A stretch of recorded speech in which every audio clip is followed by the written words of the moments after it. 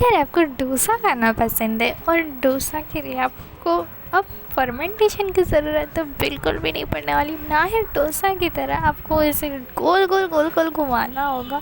मतलब इसका बैटर तो इतना पानी जैसा पतला होता है, लेकिन बनाने में बहुत ही सिंपल है। मिनटों में ही आप ढेर सारे डोसा बनाकर रेडी कर सकते हो। खाने में इतने यमी और इतने सॉफ्ट बन के रेडी होते हैं। तो आप सभी का फिर से एक बार स्वागत है भवानी रसोई घर पे। तो आज की हमारी रेसिपी है नीर डोसा की रेसिपी। नीर डोसा बनाने के लिए आपको सिर्फ 3 इंग्रेडिएंट चाहिए होते हैं। सबसे पहला इंग्रेडिएंट तो हमारे होते हैं चावल। आप डोसा के जो चावल आते हैं वो भी ले सकते हो, या फिर हमारे घर में जो नॉर्मल अवेलेबल रेगुलर चावल आते हैं वही यूज़ कर लीजिए। मैं यहाँ पे वही चावल का यूज़ किया। टोटली 1.5 कप जितने वो चावल लिए थे, अच्छे से वॉश कर लिए। और वॉश करने के बाद हमने चावल में 3 कप पानी ऐड किया और अब इन चावल को अच्छे से 3 से 4 घंटे के लिए सोक करने के लिए रख देंगे। ढक्कन रख दीजिए और 3 से 4 घंटे के लिए इन चावल को सोक होने दीजिए। अभी 3 से 4 घंटे के बाद हमारे चावल अच्छी तरीके से सोक हो चुके हैं। अब हमारा दूसरा इंग्रेडिएंट देख लेते हैं। तो हमारा दूसरा इंग्रेडिएंट है फ्रेश कोकोनट। तो फ्रेश कोकोनट का जो ब्राउन पार्ट होता है वो हमने यहाँ पे निकाल लिया है। टोटली 100 ग्राम जितना फ्रेश कोकोनट लिया था।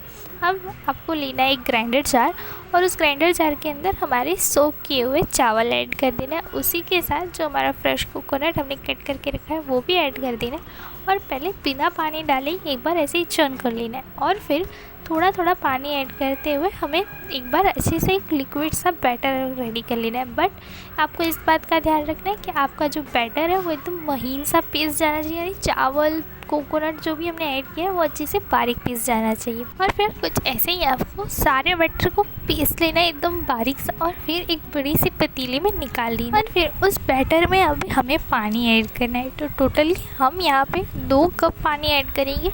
एकदम पानी जैसा पतला बैटर होना चाहिए हमारा, तभी हमारा नीर डोसा एकदम परफेक्टली बन के रेडी हो जाएगा। देखिए कंसिस्टेंसी देखिए एकदम पानी जैसा पतला है। तो आपको भी नीर डोसा परफेक्टली बनाने के लिए पानी जैसा पतला बैटर रखना है। और फिर उसके अंदर स्वाद अनुसार नमक ऐड करके एक फाइनल मिक्स दे देना है। और अब हमारा नीर डोसा का बैटर रेडी है। अब चलते हैं नीर डोसा बनाने के लिए। तो नीर डोसा बनाने के लिए ना सबसे पहले तो पैन को अच्छे से हाई फ्लेम पर गरम कर लीजिए। एकदम हाई फ्लेम पर गरम होना चाहिए। और फिर उस पर हल्का सा ऑयल ग्रीस कीजिए, ज़्यादा ग्रीस करने की कोई ज़रूरत नहीं है। फिर जो हमारा बैटर है वो पोर करते जाना है, मतलब वो अपने आप ही फैल जाएगा। फैलाने की कोई ज़रूरत नहीं है, सिर्फ पोर कर दीजिए और मीडियम फ्लेम पर कुक कीजिए। देखिए पहले हाई फ्लेम पर आपको बैटर पोर करना है और फिर मीडियम फ्लेम पर उसे कुक करना है। फिर जैसे ही वो अपनी साइड्स छोड़ दे हमारा डोसा, तब आपको अपने डोसा को निकाल लेना है। देखिए फिर से बताती हूँ, ध्यान से सुनिए।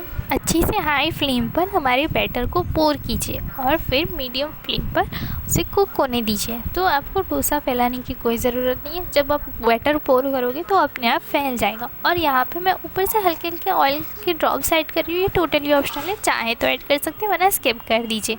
फिर जैसे ही अपनी डोसा अपनी साइड से रिलीज़ करे तो आपको डोसा निकाल लेना है। तो यहाँ पे मैंने एक डोसा हल्का सा क्रिस्पी बनाया था, तो डोसा को निकालते निकालते हल्का सा टूट गया। बाकी डोसा बहुत बढ़िया बना है। क्रिस्पी नीर डोसा खाने में बहुत मज़ा आता है। तो हमने यहाँ पे कुछ इसी तरीके से सारे नीर डोसा को रेडी कर लिया था। तो आप देख सकते हैं नीर डोसा में कितनी बढ़िया सी चाली आई है और इतनी टेस्टी लगते हैं ना ये खाने में। आपको एक बार तो इसे ज़रूर बनाना चाहिए। और इस नीर डोसा को हमने सर्व किया था अपनी प्याज और टमाटर वाली चटनी के साथ, जो कि बहुत यम्मी लगती है नीर डोसा के साथ। और नीर डोसा तो इतने सॉफ्ट और टेस्टी बन रहे थे, तो आपको क्या बता। ये देखिए इसका टेक्सचर देखिए, एकदम जाली देखिए।